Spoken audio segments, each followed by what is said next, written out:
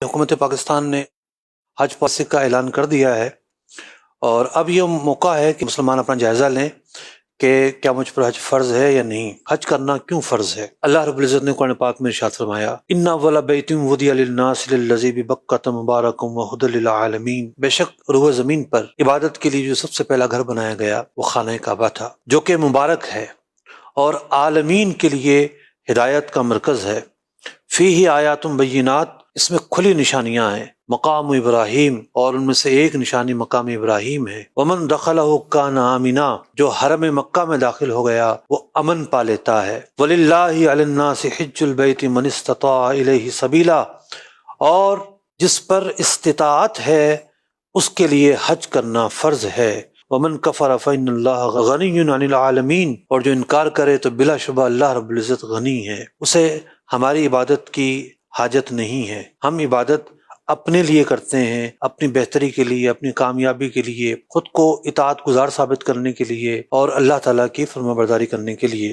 حدیث پاک میں فرمایا گیا کہ جس پر حج فرض ہے اور وہ نہیں کرتا تو وہ یہودی ہو کے مرے یا نصرانی ہو کر۔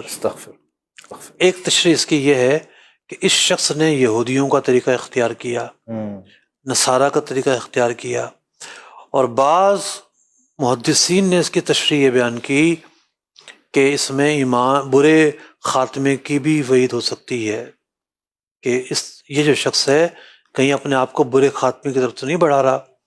حج کرنا چونکہ شاعر اسلام میں سے ہے، قرآن پاک میں پوری ایک سورت کا نام سورہ حج ہے۔ اللہ رب العزت نے صرف ایسا نہیں ہے کہ اس سورت میں ہی حج کا ذکر فرمایا ہے، سورہ بقرہ میں ذکر ہے، دیگر سورتوں میں ذکر ہے حج کا، عمرے کا، حج کی ادائیگی کا، حج کے افعال کا، بہت سارے جگہوں پہ ذکر ہے۔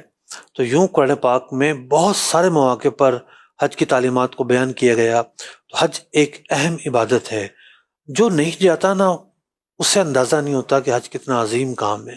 بے شک، یعنی جو جاتا ہے تو وہ کہتا ہے کہ بند کمرے میں بیٹھ کے عبادت کرنے کا اپنا لطف ہے، اور جلوت میں حج کرنے کا اپنا لطف ہے۔ یعنی یہ ایک عالمگیر عبادت ہے نا، بالکل ایسے ہی۔ ایک وہ عمل ہے کہ دنیا بھر کے لوگ آئے ہوتے ہیں، آپ کا ذوق نہ بھی ہو اور آپ خانہ کعبہ کا طواف کر رہے ہوں، اور جب لوگوں کی لبیک کی صدائیں، دعاؤں کی صدائیں، گڑ گڑا کر دعا مانگنا، اللہ کی بارگاہ میں گریہ کرنا، یہ سب مناظر بندے کے دل کو نرم کر دیتے ہیں۔ دل کی جتنی سختیاں ہیں حج کرنے والا سب پاش پاش ہو جاتی ہیں، دل نرم ہو جاتا ہے، بالکل روحانیت بھر آتی ہے، اور اس کی اپنی برکات ہیں۔ یعنی ایک عمل تو ایسا ہے حج کے اندر، اللہ اکبر، عرفات کے میدان میں جو جمع ہوتے ہیں اللہ، وہاں سے جب نکلتے ہیں تو اس طرح گناہوں سے صاف ہوتے ہیں کہ گویا کہ آج ہی اپنے ماں کے پیٹ سے پیدا ہوئے ہوں، ان کے ذمہ پر گناہ باقی نہیں رہتا سوائے حقوق العباد کے۔ اور مزدلفہ میں جب جاتے ہیں، وہاں کا وقوف کرتے ہیں، تو اللہ رب العزت کے فضل سے جس جس کا حق ہوگا صاحب حق کے دل میں رحم ڈال دیا جائے گا، یہ بشارت انہیں دی گئی۔ تو ایک طرح سے حق العباد کے تعلق سے بھی ایک نرمی اور ایک عظیم بشارت انہیں میسر ہوتی ہے۔ بعض لوگ حج اس لیے نہیں کرتے کہ ہم کہیں نیک نہ ہو جائیں، میں تو داڑھی رکھنی پڑ جائے گی، ہم نیک کہلائیں گے، لوگ ہمیں عجیب بولیں گے، ہمیں سود چھوڑنا پڑ جائے گا، ہم کیا کریں گے، ہم کیسے منہ دکھائیں گے۔ تو بھائی اس سے پہلے اگر آپ مر جاتے ہیں، اللہ کی بارگاہ میں آپ پہنچ جاتے ہیں، آپ کے نامہ اعمال میں لکھا ہوا سودی آیا ہے، شرابی آیا ہے، زانی آیا ہے، داڑھی منڈا آیا ہے، بے نمازی آیا ہے، پھر کیا کریں گے؟ موت کا کیا آپ لکھ کر لے کر آئے ہیں کہ آپ اتنے سال جئیں گے اور جب آپ دنیا سے جائیں گے تو تائب ہو کر جائیں گے؟ اچانک موت توبہ کی توفیق بھی نہیں دیتی، اسی لیے اچانک موت کوئی اچھی موت نہیں ہوتی۔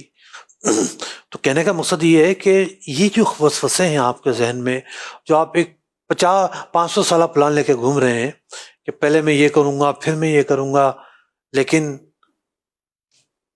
موت کا فرشتہ آتا ہے اور وہ کہتا ہے کہ پہلے میں اپنا کام کروں گا۔